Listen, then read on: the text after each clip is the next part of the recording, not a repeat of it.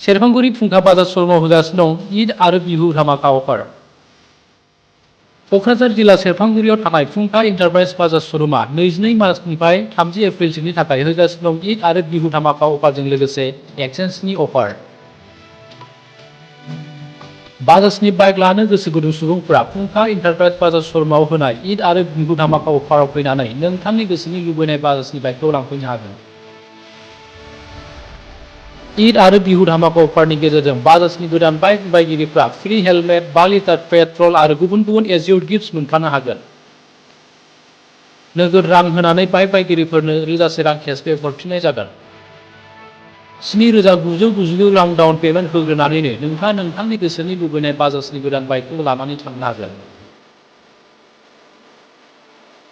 बाजाजनि गोदान बाइक लानो गोसो गुदुं सुबुंफोरा 500 रां होग्रोनानै गावबा गावनि गोसोनि लुबैनाय बाइकखौ बुकिं खालामहरनो हागोन। नोंथांनियाव थानाय जायखिजाया मडेलनि गोजाम बाइकखौ एक्सचेन्ज खालामनानै नोंथांनि गोसोनि लुबैनाय बाजाजनि गोदान बाइकखौ लानानै थांनो हागोन।